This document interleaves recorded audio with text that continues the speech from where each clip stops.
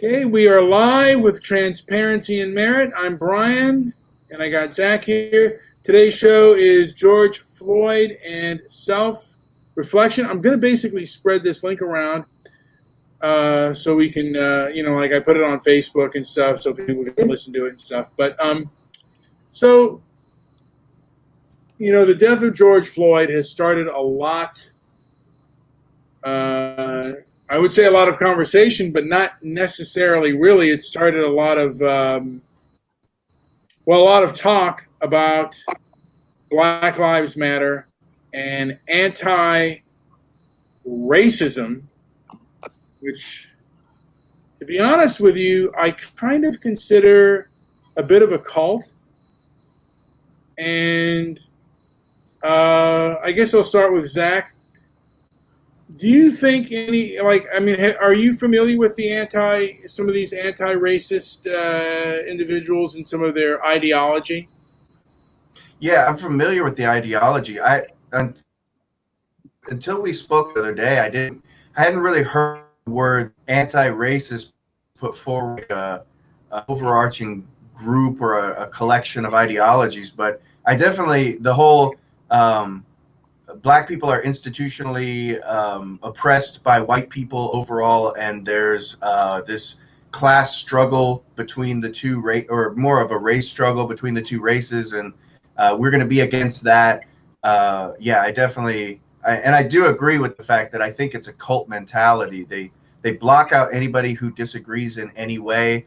They ignore any fact that disagrees with their narrative, and they brand heretics all over the place. Yeah, and I'm wondering, because I've only come across, that I know of personally, only a few, but I'm wondering if these anti-racists, I know the people in charge, their egos too tied to it and stuff like that. I wonder how often these people who are in this anti-racist, what I call a cult, have self-reflection. Because, Joe, you were there at the rally and you saw how cult-like it was. It was frightening. It really was. I couldn't believe these are people that were coming on at their own will almost. It was a strange thing. Very strange. Well, and I've been aware of the anti-racist left for over 30 years, give or take. And I really became keenly aware of it during the Tawana Brawley, during the whole Tawana Brawley kind of fiasco thing. And it's gotten progressively worse. And they've become much more demanding and much more threatening than I've ever seen before. Zach, is there anything you want to jump in on or say? Yeah, like you were talking about the threatening nature of it. I mean, yeah, it is becoming more divisive, even in, like, you've always had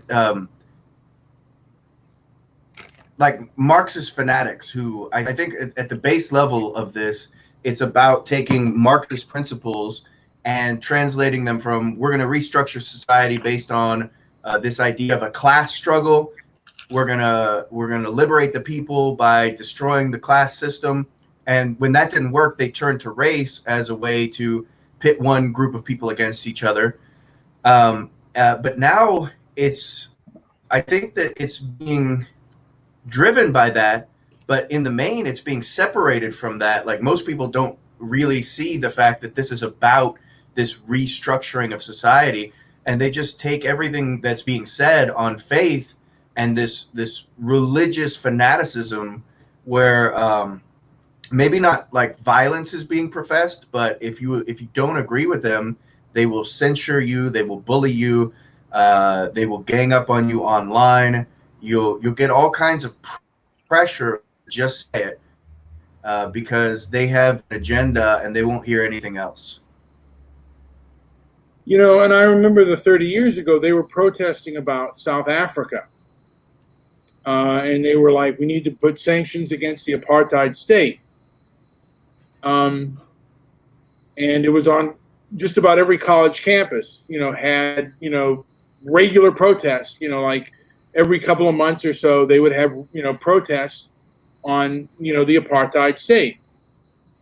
You wouldn't dare protest on any college campus in South Africa today. And they, Trump mentioned that just a little bit. And they shut that down completely. And it's like no examination of the facts. No, I mean, all they said was this is a white supremacist dog whistle. And because racist, you take a hold of it, that doesn't mean that everything that's happening in South Africa regarding white farmers and white people in general is wrong. Well, I think it stems back to the idea that this weird idea that racism is an institutional thing and individual people cannot be racist. Only, hold on.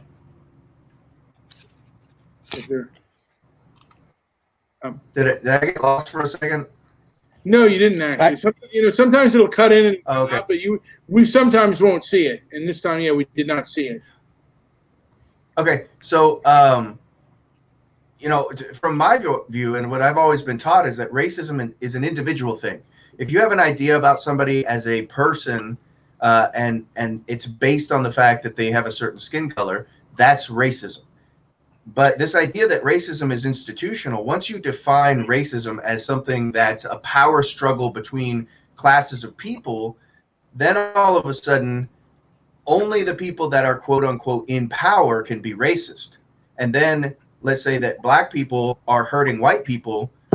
We can't really talk about that. Black people have no power, so they can't hurt white people because we're viewing it on. Yeah, go ahead. Stefan Molyneux said it best. It basically absolves blacks or other minorities of moral responsibility.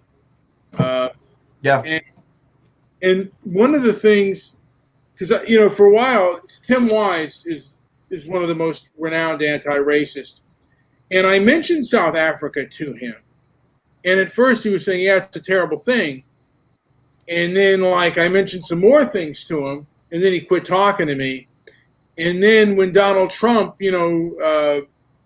mentioned South Africa, then they just and it was like there was no debate about it. No debate about it.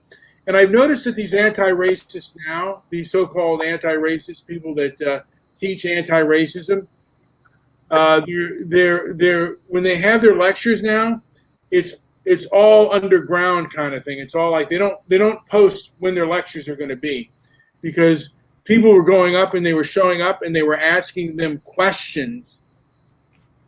And, taking out flyers telling, basically what they're about. So now they don't post. You'll notice that a lot of these people who are so-called anti-racist don't ever post their lectures anymore. And they say it's because they're afraid of, because of the Trump, white supremacists or whatever. And stuff. But the thing is, conservative speakers are threatened far more than liberal speakers ever would. I mean, ever are. So I just don't believe that. Oh yeah, I mean, it cost $600,000 to keep Ben Shapiro safe at UCLA like 2 years ago, and things have not gotten better since then. Yeah, and what was happening was, there were Trump supporters and people who were kind of on to these anti-racists. They were basically showing up to these events and asking questions. And are trying to engage with the audience, and they basically shut that down. I mean, and basically Tim Wise, and the idea that once you classify speech as a form of violence, then you can say that if somebody's coming to my lecture and they're asking me questions, then that's violence, and therefore I can feel in fear for my life because you asked me a question. It's all about defining your terms, and this double speak that comes from the left When they're violent, it's speech, and when we speak, it's violent. Yeah, And I think that goes back to what you were talking about, is like any idea that goes against what they believe to be true, even if that fact doesn't necessarily like contradict, you can hold this fact and then hold what they say to be true, but you have to have a little bit of cognitive ability to process through all of this. They don't want any of that. They just, anything that makes them feel like their ideas being threatened is violent toward them as a person.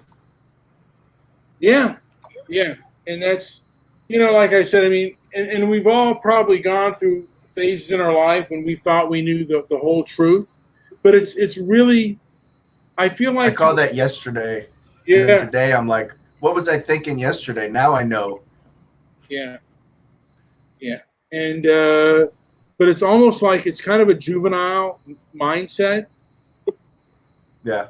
and it's like these are a lot of these people who are giving into this are adults that should really know better, that are giving into this whole Black Lives Matter and the rest. It's like you should know better. I mean, a lot of these people who are in these marches, and I mean, because the rioters are using these so-called peaceful marches as cover to do rioting, and a lot of these people are very heartless criminals. Yeah. You know, Just I mean, opportunists. absolute opportunists, and would take something that you worked hard for, and they would take that in a minute.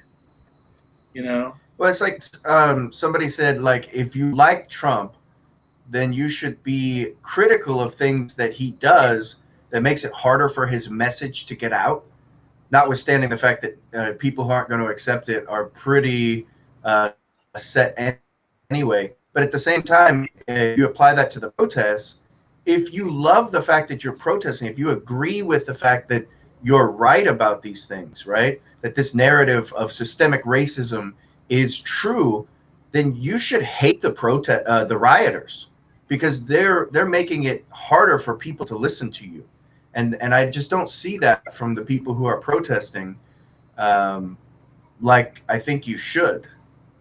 You know what I've seen, Zach? I've seen that these people are basically, they are protected by the establishment, and it's almost like, Oh, the establishment basically, they're fully behind this kind of, and some of this is almost like it's like if you watch people talk to them and try to debate them, or like just try to discuss with them, they act like a juvenile child, and this is like we're adults here, yeah. you know. Yeah, the protection from the establishment is so clear, not just in the politically, but in the media. If Trump decides that he's not going to allow rioting, then they call him an authoritarian. But then at the same time, they're being permissive to the rioting, which it's almost like authoritarianism in terms of you agree with these people or they're gonna keep being violent. I mean, that is authoritarianism, right? That's fascism. If we have this narrative that there's systemic racism against Black people, and because of that, we're going to beat you up until we get our change. That isn't that the definition of fascism and authoritarianism? Well, it certainly sounds like authoritarianism, and it certainly, like I said, it sounds almost like terrorism, like we're going to threaten you Yeah, to get away. And it's like, I guess there is no open dialogue with these people, because when Joe and I went to that rally, we didn't find anyone really, I don't think, really willing to There was nobody that would have talked to you and answered your line of questions there. I mean, there were people there, I'm sure, that would have, but you didn't get the feeling that of open arms to dissenting views, I guess you could say, as Brian puts it. yeah. And some of these anti-racists, I ask, is there room for dissent? Like, I mean, I was just given this thing. This is and I talked about this yesterday about anti-racist, but how to be an anti-racist. Never say all lives matter. Let me start with this one. For the love of God, please, for the love of God, if you hear someone say Black Lives Matter, do not, under any circumstances, say all lives matter. It would be like breast cancer awareness fundraising and telling everyone all cancer matters. Well, see, I think I don't like all lives matter either, and that's because I don't think it goes to the heart of the issue. When you say Black Lives Matter, the implication is not that all lives don't matter. It's that Black lives don't matter, and we're speaking out against the fact that Black lives don't matter to you unless you say Black Lives Matter. And so I disagree with the premise. Well, who says Black lives don't matter? That's the point. If you say all lives matter, you're not saying these other lives matter, but really what the Black Lives Matter people are saying is, you, sir, don't think Black lives matter, and for the most part, society at large doesn't think that either. So I asked the question, well, where do Black lives not matter? Who's the guy? Find me a guy that says Black lives don't matter, and I'll call him an idiot, a fool, a moron. We'll fight him together. But this ghost-like system of racial oppression that's phantasmical and you can't find it, but it's everywhere. I just disagree with that.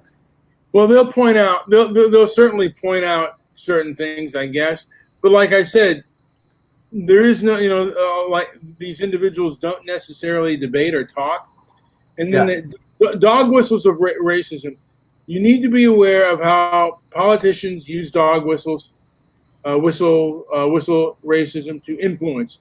The reason it's called dog whistle is because on the surface it doesn't appear as racist, but most of these terms appear normal on the surface. Like microaggression. It's not until you read the connotation and learn the history that you understand. Okay, let's start with the word thug, I guess, and then thug can be black on black crime, and invariably, whenever there is police brutality, some racist will ask, "What about black on black crime?" As if making good faith argument. First of all, you can care about more than one thing at one time. Secondly, the numbers clearly state that cross-racial crime cross-racial crime is rare, and that most crimes are committed by members of the same race. Well, I mean, of course they are, but it seems like, here's the question I ask: does Black life only have value when it's done in by a law enforcement, or it's done by a white person?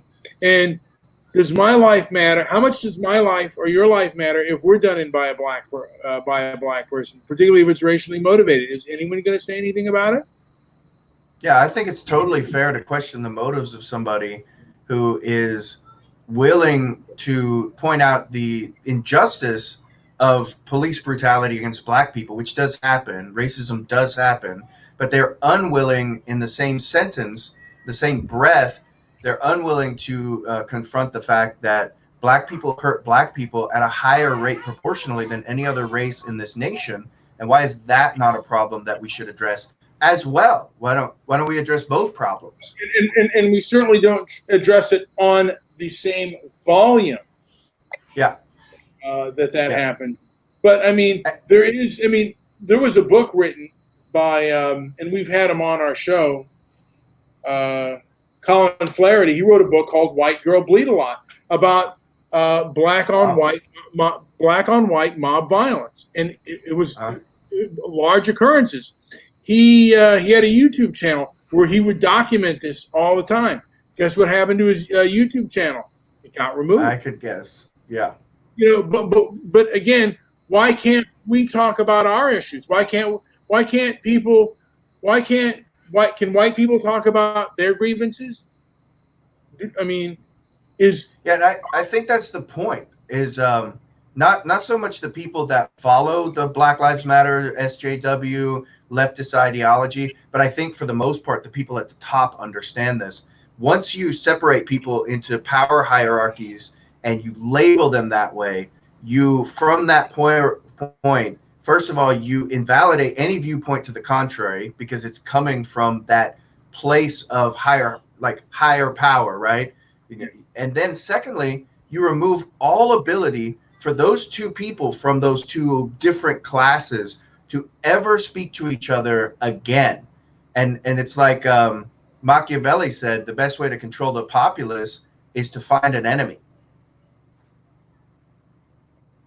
Yeah, I mean, and I guess right now the enemy is the police, and the race, and they've talked about defunding it, and like I said, there doesn't seem to be room for any dissent on this issue. And I've said this before. Does racism still exist? Yeah. So does rape and murder. All these things. Absolutely. But they're not terrible. They're terrible, but they're not the norm. It is rare. Right. It is rare. To be murdered by anybody is rare. To be raped is also. I mean, it's larger than being murdered, but it's also rare. Yeah. I mean, and awful and bad things happen, but can we gain some perspective here? This isn't our grandfather's America, or even our father's America. Yeah, and I was going to say earlier, there is a good point to addressing loudly any injustice by the police on the populace, especially if it's something that goes unchecked. Which I think there's a lot of reforms we could talk about in the police system that would take police brutality way down across all populations. Like, I think it is a real issue. But at the same time, there is a hugely disproportionate rate of black on black violence versus every other racial group in America. And that is also something that should be talked about. Talking about your point a few points back, something just made me jump back onto that. Yeah, you know what I mean, and certainly I don't know how to even solve any of these problems. But the truth is, a lot of this seems to be very knee-jerk reactions, and it seems like really kind of cult. It's really these actions have been really cult-like. And well, you look at all the policy positions, like there's zero policy positions. And then all of a sudden, the first thing that people do to solve the problem is Minneapolis. Let's disband the police. Yeah, I mean, defund the police, what they've said. Yeah. And they're like, I mean, that's the purest definition of knee jerk, right? And virtue signaling. It doesn't try to solve a problem at all. It's just like, hey guys, look, I'm a good guy. Yeah, and they've done studies on Black Lives Matter before and how often blacks are killed by police and how often citizens are killed by police, and it's not that large, believe it or not. I mean, and the thing is, when you see a police officer do it, it does get news out there, and people do hear about it, but if you look at the numbers, I mean, it's somewhat of an overreach, and for the businesses and everything else that have been established, for those businesses to be gone and never returned, it's like it seems like a bit of an overreach. And I know people who have talked about who've had bad experiences with the police. That's still not the norm, and you cannot make. It's like if something happened to me with a woman, really awful or bad, logically I cannot blame all women for that. And just as you can't blame all police or all white police or anybody else for a bad situation. And for the rest of the people to just jump on this bandwagon and just follow through, it just surprises me how much of the establishment has bought into this. And I wonder if I know this is a vocal group, but I wonder if they're a minority or if they're a majority that believes this stuff. It's very difficult to tell. It's really a lot is you have to speculate because um, the best way to garner attention for your business, for your cause, for your ideas, to gain popularity right now is to be a social justice warrior, to spout every line, every creed. It's like the people who go to church to network, right? Yeah. There is a personal motivation, to go to church. If for instance, I live in Kentucky, it's Bible Belt. Um, I'm sure a lot of people go there because it's a social thing to do. And so, do they really believe it? Do they not? It's a difficult question. It's hard to answer. Yeah, I mean, because I mean, and yeah, I mean, it is because this group has become very threatening, and I've had, some threats, not hard threats, but I've had threats from people who have been so-called members of Antifa. Particularly when I mention South Africa, that they go, just if you mention South Africa, they go nuts. They go absolutely bananas. Well, it flies in the face of everything that they're trying to present to the world as true. If black people can systemically uh, be racist against white people, which I think is actually a systemic problem in Yeah. South Africa nowadays, Yeah. just as it was a systemic problem in the opposite direction during apartheid, then it just totally destroys the narrative that the problem with civilization in the last 200 to 300 years, and maybe longer, depending on who you talk to, has Yeah. been white people oppressing other minorities for their own gain. It just takes that and it flies in the face of it. So they have to shut you down. That's their only recourse. Yeah. And I asked, what's the difference between Zimbabwe and South Africa? Because, and it seems like, it's going to get, it may even get, because So what's going on with Zimbabwe? well, Zimbabwe was even worse than South Africa. They decimated them even more. But Ouch. I think that South Africa, because of this whole pandemic, it's gotten worse. I think, and a lot of whites are really poor there. I think a lot of them are going to starve. And I did hold up a sign, by the way, during the last Women's March, because they were saying refugees are welcome here. I asked the question, are white South African refugees welcome here? Yeah. And most said yes. The only group were a couple of white Jewish women. Joe was there, and these weren't a couple of lookers, let me tell you. And it was like, and it was just unbelievable. I wasn't feeling good that day. Quite a discussion. You were probably talking for close to an hour. Really?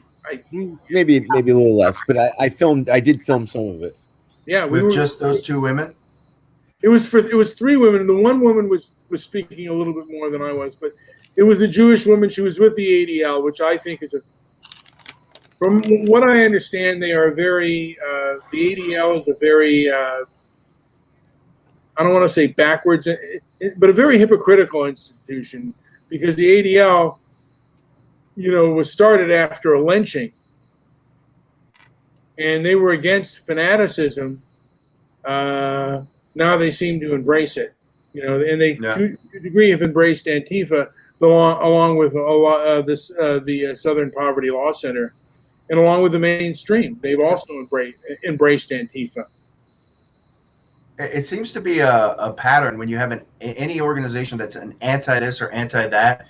You always end up with hypocritical, contradictory viewpoints. Because I think if you don't start with a pro position where you are about some sort of principle, by the time you end up just being against something, you will disregard and discard any notion of decency in the pursuit of that fight, until most of the time you end up becoming what you're fighting. Yeah, and I think that's a lot to deal with anger and hate. I've heard it once said, "You become what you hate," but I've had a hard time with some of these. Some of these social justice warriors, some of these anti-racists, I've really it's like, to me, they like, and these are some of them.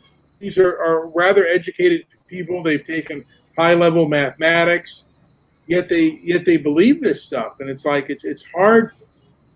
It's hard for me to understand and wrap my mind around how they can believe, just such just narrow-minded. I mean, they're like the same narrow-minded bigots that they used to laugh about in the '70s, in the '60s. But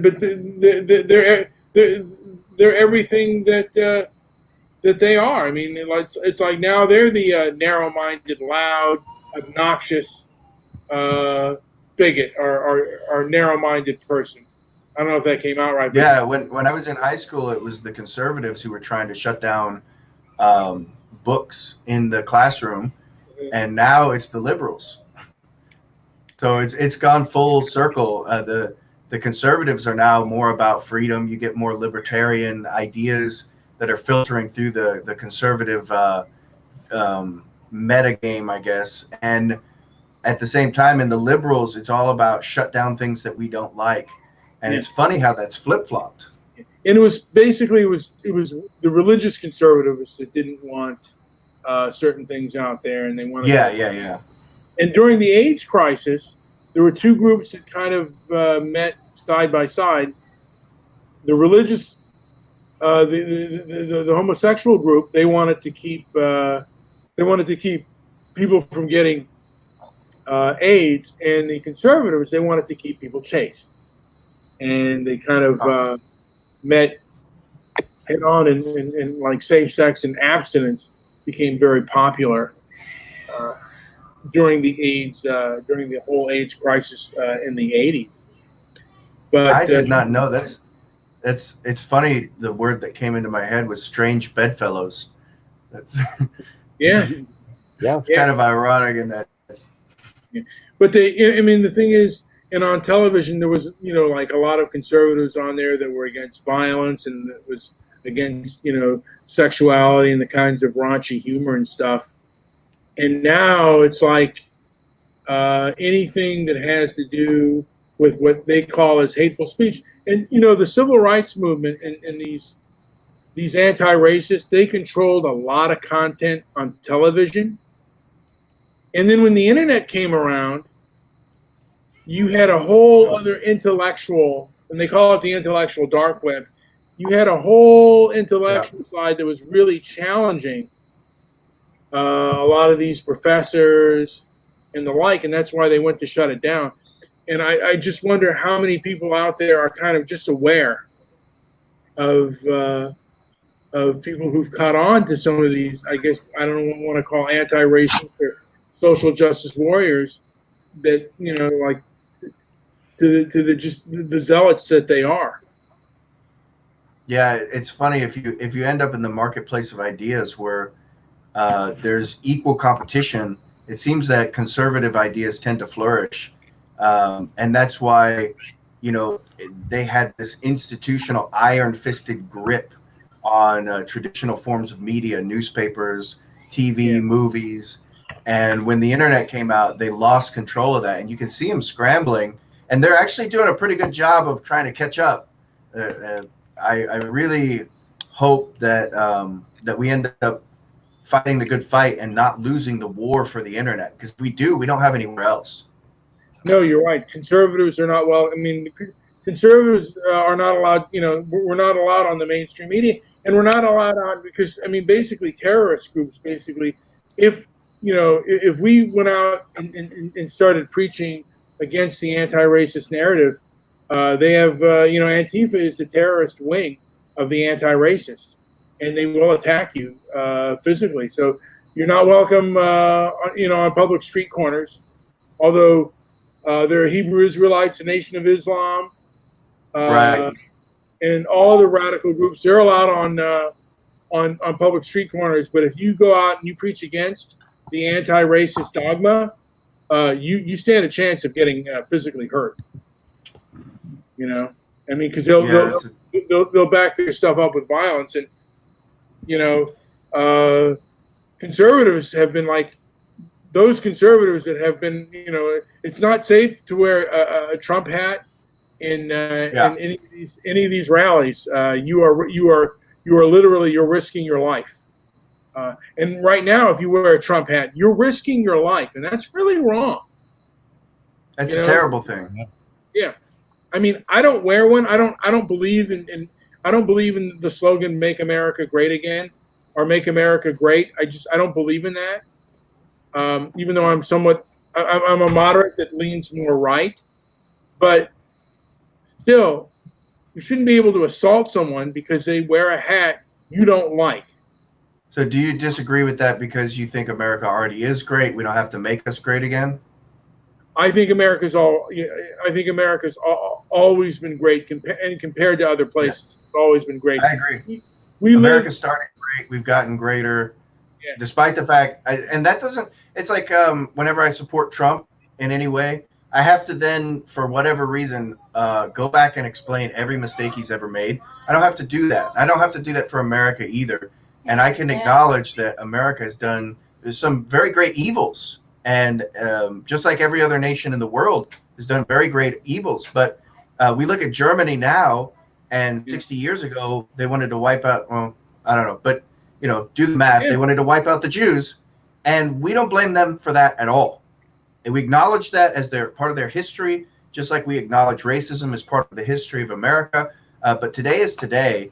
And despite the fact that we did not adhere to the principles for which this nation was founded to as great a degree when we started as today, doesn't mean that our history is great, and it doesn't mean that we aren't great today. I agree with that. I mean, and society can only be as just for its time.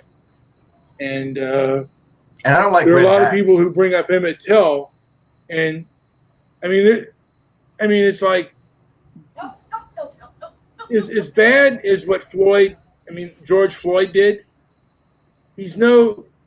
George Floyd was not Emmett Till. I mean, the murders, the death of George Floyd was not like the death of Emmett Till.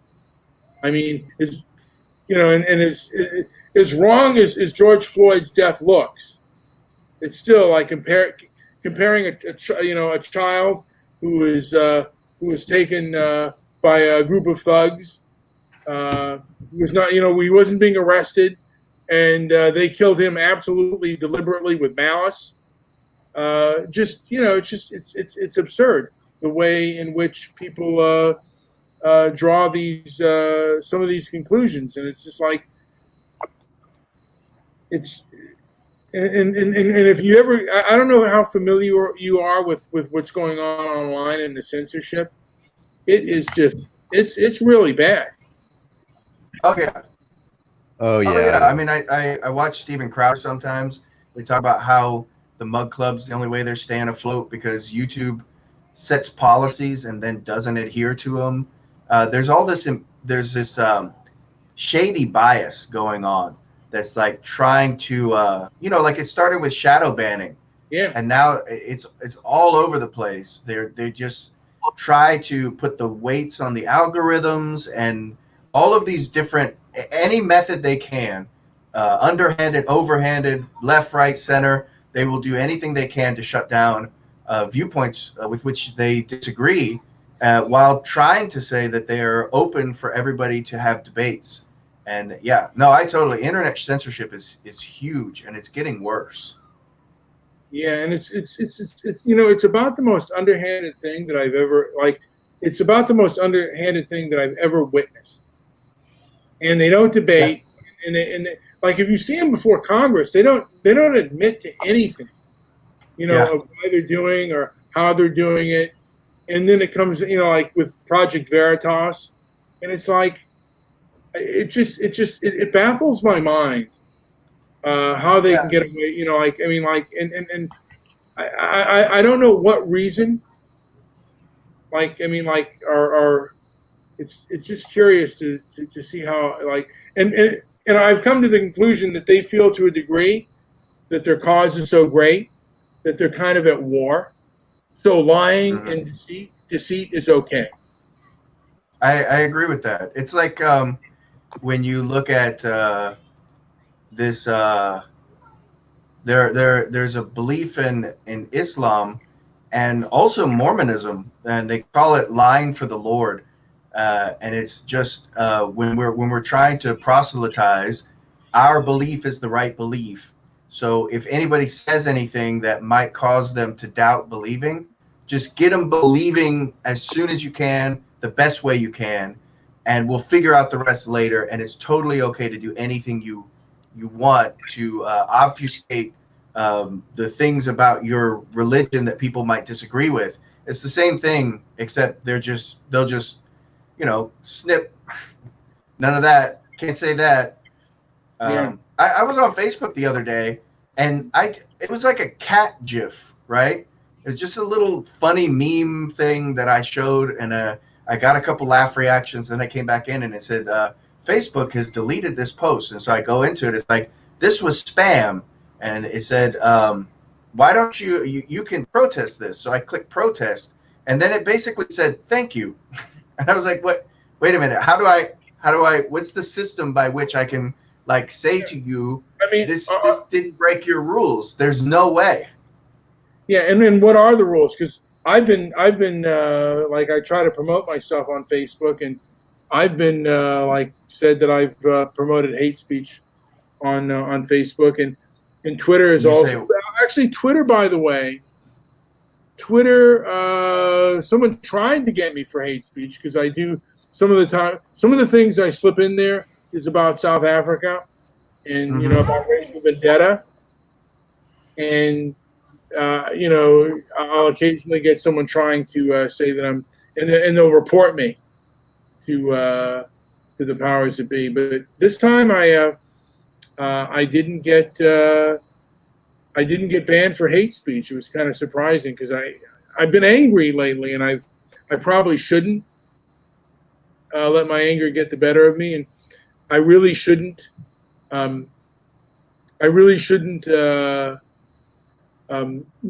Engage with some of these people because they're very toxic and they're very negative, and they will try to hurt me, particularly online. I mean, they'll just try to ban whatever you say or whatever you do. So, you just got to kind of keep head above ground. And I basically only talk to conservatives because liberals will absolutely try to hurt me. Well, when you look at the whole our policy is against hate speech. Well, I mean, that's something that's going to be reported in a very biased way, because the only people that really agree about hate speech are people who are liberals. And so you're never going to get conservatives saying, oh, no, that was hate speech, I'm going to go ahead and get you banned. We say, oh, yeah, go ahead. But liberals, I mean, conservatives have done hey, they've called out people like, hey, why am I banned? This person has done three times as worse than I've ever done. I mean, you've got Hamas posting on Twitter. I'm using that as an example. I don't even know if they do that, but there's other organizations that are just as bad. You had Antifa posting on Twitter. Yeah.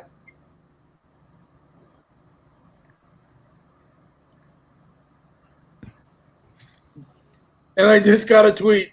Thank you for the video. I appreciate it, but I'm not going to watch it because seeing Mr. Floyd murdered and peaceful protests forcibly removed by Trump, I'm done with violence for a while. Bunker boy Trump, America or Trump. That's what you said. This is on Twitter or YouTube? That was on Twitter. That's one of the weird things. Bunker boy is one of the weirdest insults. I have a friend who has this whole series about this fake comic book character based on Trump, and he calls him Bunker boy or something like that, and says he's running around trying to find his balls. And I'm like, hold on a second. I don't know a single president ever in the last 40, 50 years that would not have been shuttled away into the bunker if 40 Secret Service agents were injured trying to keep the White House safe. I just don't understand. It's just so weird to me. And I mean, but this is a person by the name of Rebecca. We've been going back, and she comes from the quiet, peaceful place. Not very. She's more of a, and she admitted, by the way, to gaslighting me. She said, "Thank you for the video." Again, Floyd was murdered, and peaceful protesters forcibly removed by Trump. I mean, okay. I thought you were saying peaceful protesters tried to attack Trump. Oh, I see. Yeah, that's funny.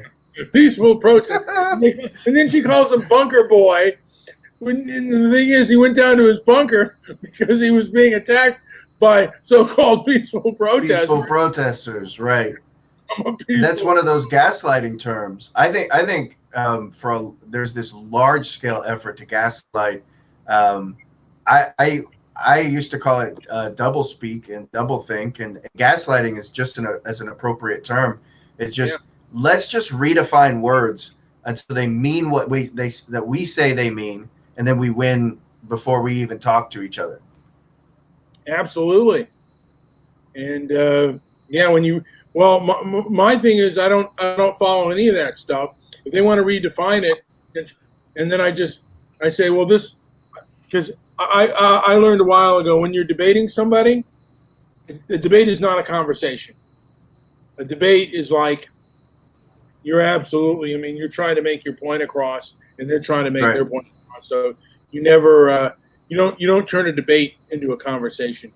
I mean, if it's an interpersonal conversation, then you kind of like, but even then you don't agree to those words, and I mentioned that you are redefining things, and I you really have to fight against that. Like when I talk about being pro-life, this whole anti-women's reproductive rights, I'm like, that is such a way, a euphemism, my viewpoint, and I'm like, well, you're pro-baby death.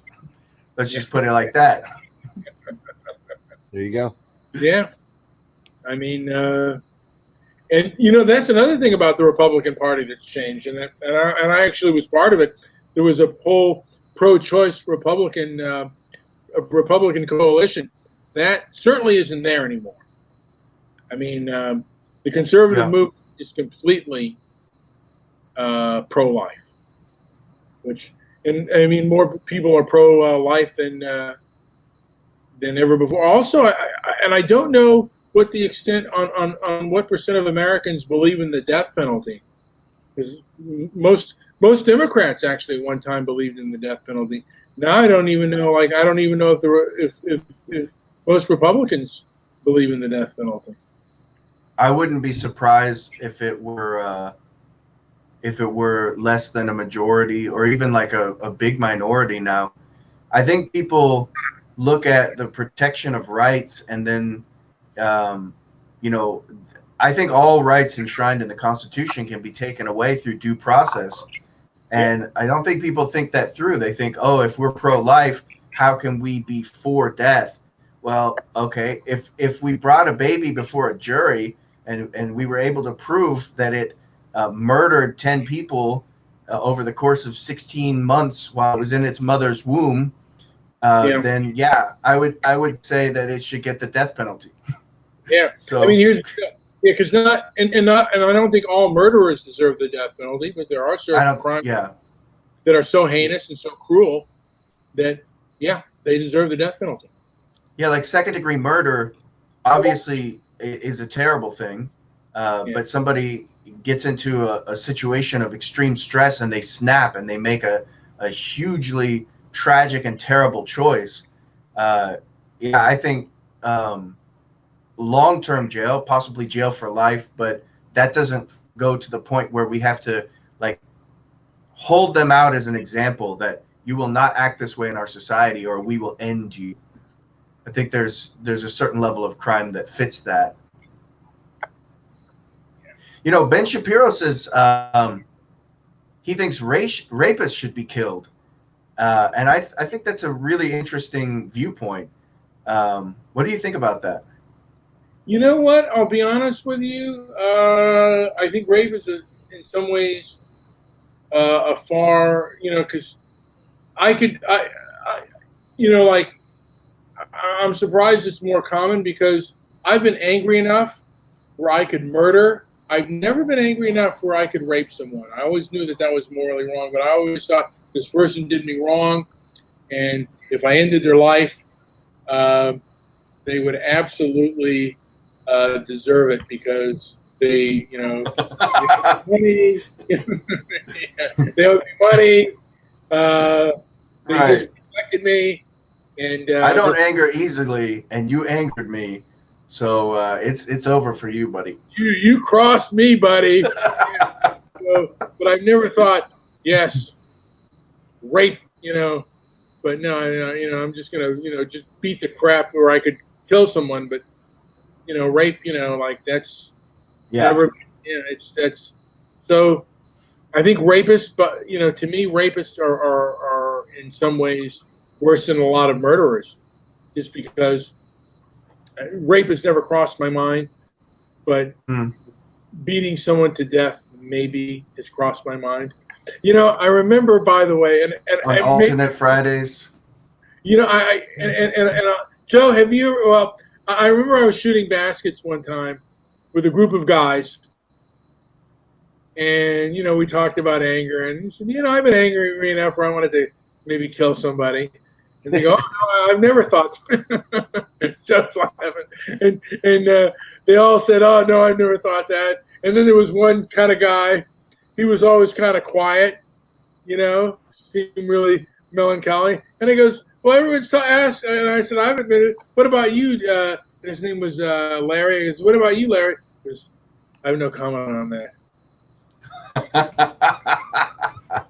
Now, Joe, have you ever been angry enough where you just wanted to beat someone to death? I don't know if killing the person was on my mind. I can't say I have. I've been mad before, but slaughtering a person, leaving them there for dead. I think the thought of that, no, it hasn't crossed my mind. I have wanted to beat the shit out of some people, though.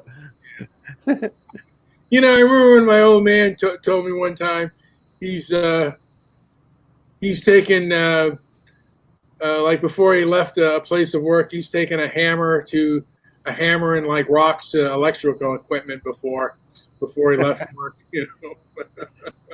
But he's I don't think he ever actually the guy he did that to actually got shot, and they wanted to know where my old man was. Whoa. And yeah. Oh, but boy. he was he was let the old man rest in peace. he certainly had an alibi, but he was certainly angry enough where I think he when he mentioned and there were people that my father, like, he would like mention that person, and my father would go, I'd like to do this to him, and he'd like hammer a wall and just say, yeah. But it was just we'd be driving sometimes, and my dad would say, I wish I had a train horn and a rocket launcher. That way I could hit him with the train horn right before I hit him with the rocket launcher. Yeah. When you're driving in traffic and somebody cuts you off, I mean, there's been a few deaths of road rage, and that's the thing. I mean, people are angry and people get, pissed off. And some of these rioters, they put like a couple of days, I think it was yesterday, one of them punched one of the guys in the face. And that guy pulled out, he was a military guy, and he exited the vehicle and he punched, and he shot one of them in the shoulder. And the thing is, all these revolutionaries who thought they were going to die for the cause, they all scattered like ants. Yeah. But it's like there's a difference when you have a sense of power and entitlement, when you have the mob behind you, and then all of a sudden you're confronted by reality. And bullies, when you step back to them, they scatter, man. I don't know. You know what? I think that's a bad theory on bullies. Sometimes when you step to a bully, he already knows that he can defeat you. And one of the biggest mistakes I think that people make when talking about bullies is the thought is that they're as much afraid of you as you are of them. Sometimes they already know that they can defeat you, and if you step to them, they're just going to look really cool, kicking your butt. I think the best thing to do a lot of times is to avoid them, and also to get people involved. Like, hey, to me, I used to believe, oh, you got to stand up. Look, when in danger, the most intelligent thing to do is either fight or flee. And if you cannot win, if you know the confrontation is going to be a losing case, and there's not a good chance that you're going to win, flee and try to get. That's just intelligence. And I think, I think we should teach our kids, like, hey, you do two things: you flee or you run. And there's nothing wrong with fleeing. This standing there and fighting back and getting a beating is just the stupidest thing ever. And sometimes you can't, you cannot defeat that person. And sometimes you can't defeat the mob. And it's like, good people should stand up to the mob. There should be more decent people than there are of the mob. It just seems right now that there's more of the mob. And I think the thing of it is, good people are afraid to kind of stand out. I mean, like right now, because they get canceled. I mean, the Proud Boys, they've been decimated online, and they've also, when they've defended themselves, there are two instances that they have defended themselves that I know of. One was in New York, and the Antifa people weren't even like, they threw, I think, bottles of urine at them and other stuff, and the Proud Boys went and defended themselves. Maybe they went too far, but there was no. The Antifa didn't even want to testify in court, and they were charged without any. These people were charged without any victims. And then there's another case in Portland where a woman were they convicted without any victims? I believe, you know what? I know they're being charged. I don't know if they're being convicted, but this is in New York, and and it's I don't get it, but I mean, law enforcement basically is backing the fanatical anti-racist, and it's also backing Antifa in a lot of these big cities, because when you go to defend yourself, I mean, I don't know if you remember the battle for Berkeley, and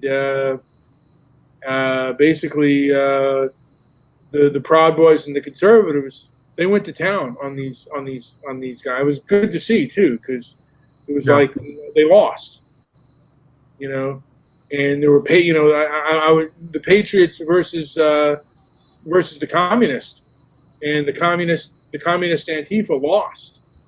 Right. Because they're also vegan. Yeah, maybe not. Well, yeah, I mean, but some of these Antifa guys know how to fight, and they know how to defend themselves, and they know martial arts, and they know all forms. Have you seen the Project Veritas videos on Antifa training grounds? And it's crazy, And I think the way that Antifa and people that support a liberal agenda are being protected is in the same way, like we talked about establishment protectionism, where you have these liberal cities that support these policies and these ideologies. That actually, I wouldn't even say policies, but ideologies. I think liberals are more about ideology than policy these days. And if you support their ideology, then you got carte blanche to do whatever you want, and they will defend you. They'll protect you. They'll keep the police off of you. They'll put the police on, and they're using these tools of authority as a way to keep the speech that they want in the common circle and to get out the speech that they don't want. It's really about the First Amendment, I think, at the end of the day. They're trying to squish it from every direction. Well, it's kind of similar the way the Klan used to protect like these small, like maybe these small hick towns or even the big southern cities, If you try, I imagine back then if people who were against the Klan, if they raised up a defense, well, they'd be, the police were on their side as well. Well, the police and the establishment are basically behind Antifa, and they're behind Black Lives Matter, and a lot of Black Lives Matter and Antifa, from my understanding, they kind of commingle. They're kind of with each other, and it's kind of a scary thing that this kind of mobocracy is taking place. And okay, so that's where I would go back to your point on bullies. I think I agree with you when you have bullies. The best method of taking care of them is either to fight or avoid, right? And the problem comes when, like you were talking about, there's this incentive to be silent if you disagree with this mob, right? And so my question becomes, at what point is it right to stand in front of the bullies and take that beating? Because otherwise, what else are we going to do? Like, when will the mob allow us to be ourselves until we stand up and we say, I don't care if you beat me, I don't care if you kill me, give me liberty or give me death? Because I think we're getting there pretty quickly. Because right now, everybody is being incentivized to silence in the face of violence. And that's not going to get better. It's going to get worse. So where do you stand up to the bully when you know you have no hope of winning? At what point do we get there? And even worse than silence might just be the division, the factions that everyone's falling into without cohesiveness to not even be able to maybe identify the common bully. Yeah. Well, I don't know. That's just how I'm seeing things. It just seems you ask 10 people their perceptions on what's gone on in the last couple months, you're going to get 10 different answers. Who is the bully? Yeah. Who is the enemy? And I think that goes back to playing one side against the other. And there are a lot of people out there who know that type of status quo will net them extraordinary power. Yep, absolutely. And do you have an idea or a thought on an end game? Where is the power structures or the powers that be? Where are they taking this? What is everything we've experienced? I've been, well, I do have a phone call here. Actually, I'll get to that question later. Let's take a quick call. Okay. Let's see. Oh, it's not picking up for some reason. Sorry about that. I'll call that number back in a second. I don't know why it's not picking up. So you were saying endgame. Endgame, right. Yeah, right. And I've said a lot for a while that we're looking at a I'm kind of flipping the script a little bit, just kind of looking at where we're at in current events, and I'm just seeing like a global financial or economic reset, and a lot of different things at play here, and the race card has been such a huge factor in what we're experiencing. But what the heck is what's the end game? Where is this going? And that's kind of for both of you. I'm kind of curious to see where you're both at on that. I'm hoping that sooner or later, you know what I mean? Because the thing of it is, what I thought about happening is just non-compliance. Like, if you're going to disrespect me and disrespect my liberty, like the people who drive trucks, people who deliver food, people who work in the trades and say, hey man, I don't like this. I don't like what's going on. Why am I going to work for you? Why am I going to help feed you when you disrespect my liberty and you take, because man doesn't live by bread alone, So why am I going to offer my hard work and labor? And I'm thinking, why would anyone want to rebuild in a place where heartless criminals are respected? Why can't we just pull back and say, hey, okay, do it yourself? Yeah. Go Go drive your own trucks into the community. See how you like it. You're not going to respect us? Well, hey, now you think police brutality is bad? Wait till you get a load of hunger. What are you Joe, going to answer your question, I was thinking it's really, you have to think about like the different motives of the people who might be at the top. Like, do they actually think that Marxist, communist rule is the best type of rule? In which case, they're looking for some kind of strange utopia that's never going to exist, and they live in a fantasy world. And Bernie Sanders might fit into that camp, right? And then you look at the people who know, and I think there's a lot of them that know that this stuff doesn't work, but they also know that if they usher it in, they're going to be the ones at the top. And I think it's purely about power for them. If they can restructure society where they're on top, I think it's about that boot pressing on the neck of man forever from 1984. Yeah. Interesting. Yeah. Oh, I think power is definitely it, and keeping people off balance, divided, and in this kind of constant state that we've been thrown into through media and whatever else. I think you're right, though. It's leading towards just like a whole new power structure with the leaders already set in place. Yeah, and I'm heartened because I don't think that they're anywhere close to that, but I think they're a lot closer than they should be, and that's scary. Well, my thing is, hopefully, because it seems like the only thing that these people respect is power, and they've been using the thing is, they have a lot of power because they are part of the establishment and they're backed by the establishment. It's power that they respect. A lot of people are afraid of that power because, like I said, they can cancel you. They can get you, fired from your job. They can assault you, and they can basically, literally, blacklist you, not only from your job but from working again. So when you have that kind of power, you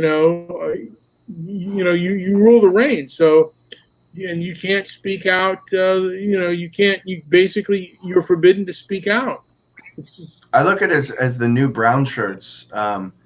Most of it is not violent in terms of physical violence, but there's this intense communal pressure, ostracization, shadow banning, coming from all these different directions that it incentivizes people to not speak out and to stay silent, and then selectively prunes out the people that are vocal about what they think, that disagrees with this ideology, and they're kind of just pushing everyone outside of the marketplace of ideas except for theirs.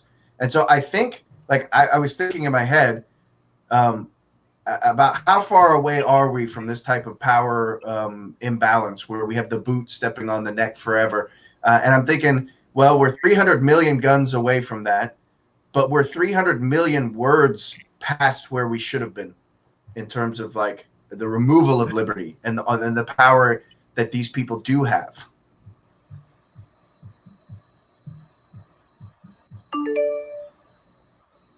Now, are you still getting a call? Yeah. So Angela tried. I believe it was Angela that tried to call, but yeah, I mean, reached the voicemail box of 91. No, well, you tried to call her back. We'll get her in here. But yeah, I mean, okay. Have reached the voicemail box. Oh, sorry about that. All right. She's not having answering. trouble getting her. She's not. I guess she's not answering the phone. I guess, but does Angela come on the show often? Oh yeah, she's come on to give me a hard time a few times, but and depending on. So she has a more liberal mindset. Oh yeah, a little bit, and the thing is, I accept their I accept their mindset, and I accept their They're, that's great. No, I love it. Anybody who's a liberal who wants to talk to me, I think it's great.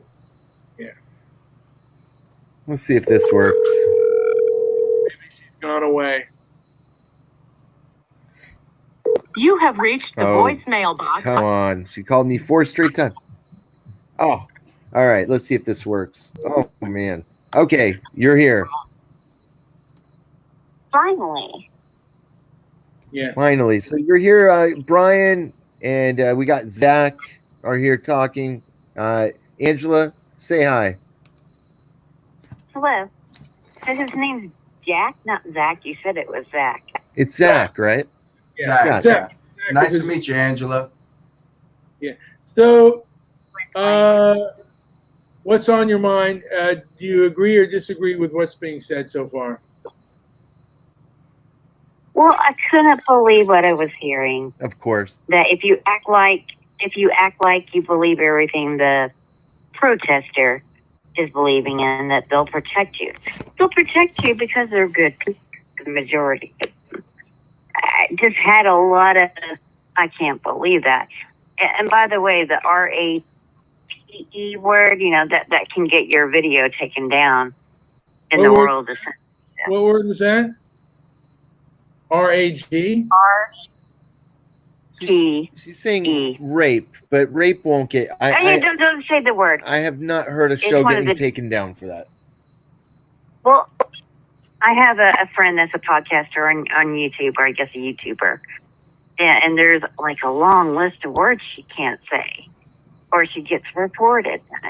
Maybe since you don't have a lot of people watching, and I don't mean that in a mean way, it won't matter. Angela, it doesn't matter anyways. Stop it. All right, so what's your next point? Well, your videos have been taken down before. They have. So go on. Get on with your point, or get off. Antifa is not the monster Brian's making them to be. Give me a break, on that. There we go. You are wrong, Brian. I was ready.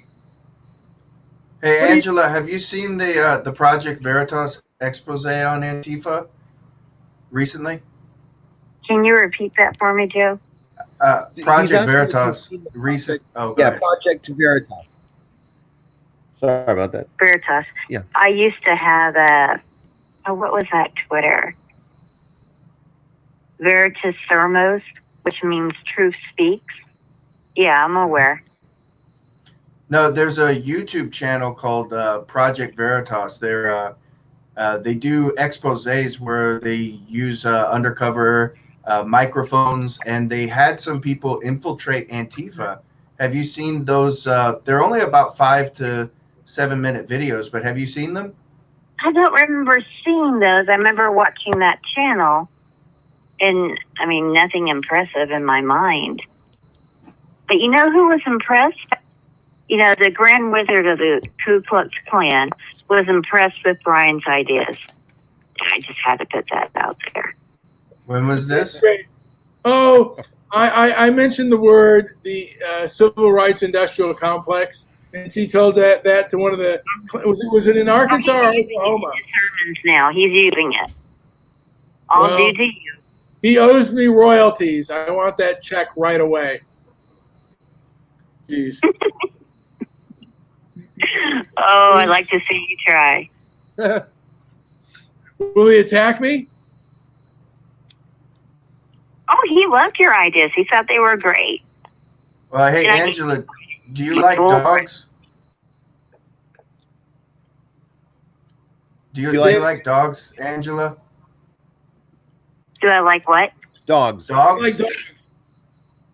Yeah, I like dogs. I like animals. Well, Hitler had a dog. That's right. And my ideas, a lot of, like I said, I believe in the Second Amendment. I'm sure this guy loves. I'm sure this Ku Klux Klan guy loves the Second Amendment. Just because my ideas. I don't think you can do it again. I don't think you know how. Yeah, I know how. I bet you know what else I bet he loves? Chocolate chip cookies, and so do I. I love chocolate. I was like 8 or 9 years old when I started shooting a rifle. to get the mistletoe off of the trees. It's a parasite. That's how I learned. Oh, that's Huh? cool. Yeah. You're a little Annie Oakley. I'm terrible with guns. My wife she used to do shooting sports, and I think I've shot a gun like I can count it on one hand how many times I have in my life. So when the revolution comes, get behind your wife. I'm gonna get behind my wife and her 7 or 8 guns that she has at our in-laws' house, at my in-laws' house. That's wonderful. Nice. Yeah, I mean, they're good things to. I mean, like, I don't know. I mean, you haven't shot a gun in years, so I bet Angela could beat me in a shooting thing. So. Well, But- I would say a couple of years ago, I'm partially blind in my right eye, so it kind of makes hitting the target not as easy as it was. I could hit a target with closing my eyes. Maybe if I had a little practice, I could do that again. Yeah. Anything is possible. All right. Anything else, Yes. Angela? Anything else before we call the show a Daisy Day? Oh, hey, Angela, I wanted to mention your point about spray painting BLM to protect from the protesters. I don't think anybody needs to be protected from the protesters. Just to clarify that, I think for the most part, the protesters are good people who may believe something different about what's going on in America than I do, but I support their right to protest. I've seen a lot of peaceful protests. I've seen a lot of good things with protests. Okay. I think that for the most part, people are boarding up their windows to protect themselves from the rioters, and then they're spray painting BLM on those boarding up windows. That says a lot to me, because those are both ways to protect themselves. And who are they protecting themselves from? It's not the protesters. It is the rioters, though. And the rioters are using What if the it's from the protesters. CIA? That's what I'm thinking. Not all, but The CIA. rioters are from the CIA, or paid by them, or paid by someone. And I've it seen some trickles pretty crazy stuff about I'm a people. believer in that. Yeah, I've seen some pretty crazy stuff where, like, some videos where people, like, some dude's walking around with a hammer, and he just starts bashing windows, and then like tries to get out of there. And I don't disagree with the fact that that kind of stuff is possible, and I think that there are people like perhaps like the KKK or white supremacist groups or the government that might try to discredit the protesters by creating this potential for violence and trying to stir up things. I don't think that's I don't think it's proven by any means, but I don't think it's outside the realm of possibility. Well, there's a Klansman that was arrested yesterday in Tulsa for shooting a man and killing him, a black man. So Yeah. I'll be in I Tulsa tomorrow, hopefully, or maybe Wednesday. I might be in I Tulsa. didn't hear Wednesday. about that. What happened? Was it just like cold blood, or security officer who had been formerly TPD, Tulsa Police Department, shot a black man at his job, which is at a kind of a sleazy motel. And everybody's upset about that. And it's coming out that he's Klan from the Klan. So I want to look into that a little bit more. yeah, I'm gonna do that too. I think that's terrible. Yeah, Yeah, it was at 11th and Garnett in Tulsa. So there's quite a bit of news on it. Okay. And there was, I think it was the sheriff department he was with. I might be mistaken on that. But there was a lot of complaints about him, and he lost his job. So that's something I'm going to be working on this week. And any rallies and protests, I'm very excited. I've been without a car for a few months, so I'm so excited. Well, anything else before we call this show a day?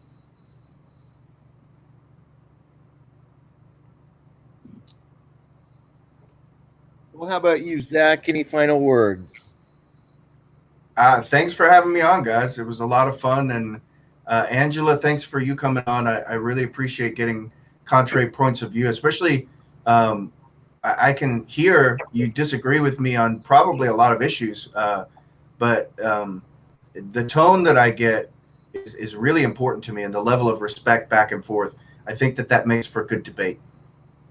Yeah, and it says a lot for you, Angela, to be able to pull that together. I do agree with that. I've years experience with Brian. So I used to That'll be very train you. hot-headed. That will train you. He lost his hair and his temper at the same time. Let me tell you something. Me and Angela, we've gone at it a few times. Yeah, we go back quite a few years. Yeah, 11 years. Yeah, we almost went to blows a few times. I was ready to just pick this little Oklahoma girl. And just, wait, Brian, I thought you said it was a good idea to flee from fights you couldn't win. Yeah, you're probably right, because I think she would have blown me away. The minute I just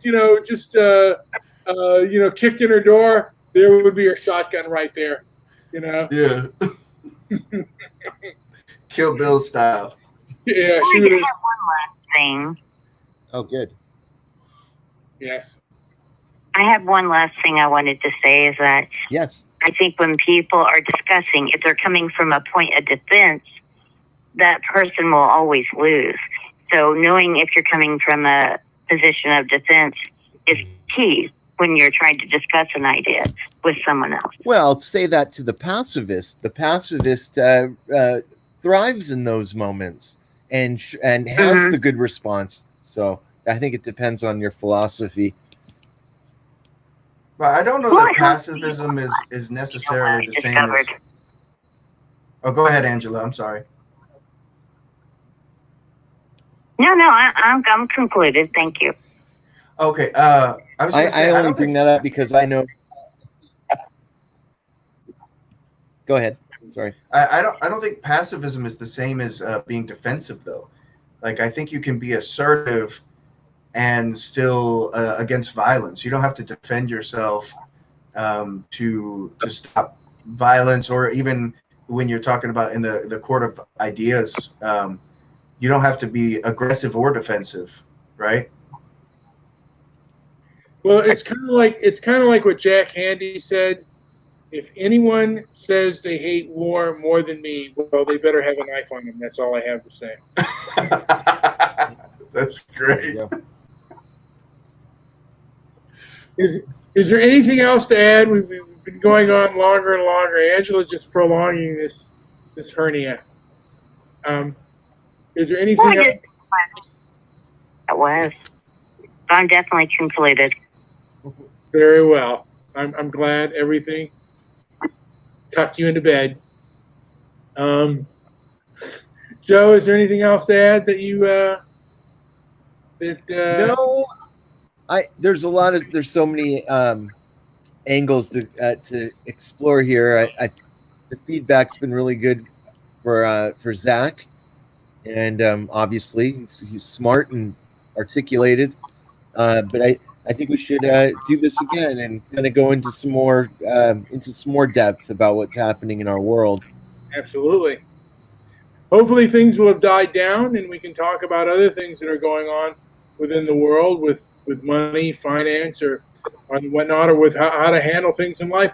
Like and subscribe. I posted this on Facebook, Zach, so it'll be up there on my Facebook if you check it out, and if you want to share it yourself and have anyone else put a discussion out there of what they thought or anything like that, it's there. Okay, thanks for having me. You got it. Awesome. All right. I'll end it. All right. So ending it now. So like and subscribe, and and share it if you do, and if you and also leave a comment below.